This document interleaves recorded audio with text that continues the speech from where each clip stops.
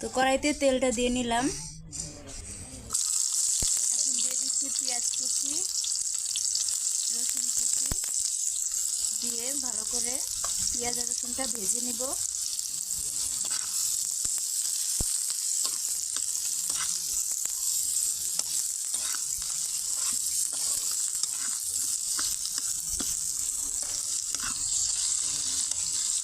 তো পেঁয়াজগুলো আমার বাদামি রঙের করে ভাজা হয়ে গেছে। এখন দিয়ে দিচ্ছি কেটে রাখা টমেটো কুচিগুলো।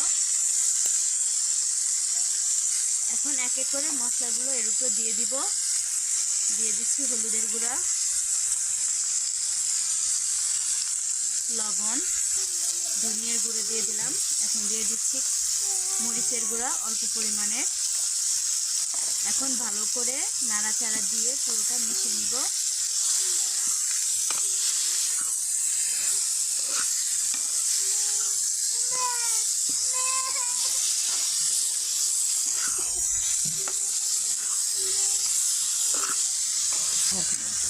তো এটাকে এখন ঢাকনা দিয়ে চাপা দিয়ে দিব। তো এটাতে আলাদা করে কোনো পানি ব্যবহার করবো না। টমেটো থেকে যে পানিটা বের হবে সেটা দিয়ে টমেটো সিদ্ধ হয়ে যাবে।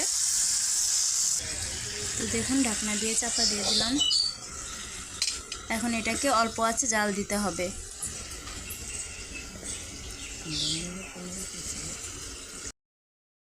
টমেটোটা থেকে কিন্তু পানি বের হয়ে গেছে। তো এখন ভালোভাবে নাড়াচাড়া দিয়ে নিচ্ছি। এখন দিয়ে দিচ্ছি কাঁচামরিচ কুচি, দিয়ে ভালো করে নাড়াচাড়া দিয়ে নিব।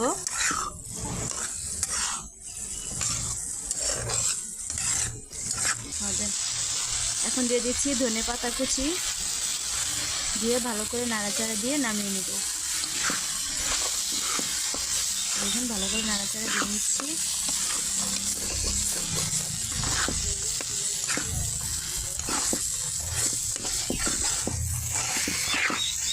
তো হয়ে গেছে আমার টমেটোর চাটনি। এখন এটাকে আমি নামিয়ে নিব। তো দেখুন আমার টমেটোর চাটনিটা কিন্তু তৈরি হয়ে গেছে। তো এই চাটনিটা আপনার গরম ভাতের সাথে খেতে কিন্তু অনেক মজা লাগে।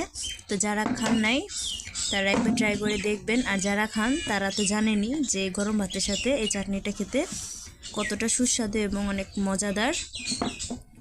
তো ধন্যবাদ সবাইকে আমার ভিডিওটি দেখার জন্য। ভালো থাকবেন, সুস্থ থাকবেন। আল্লাহ হাফেজ।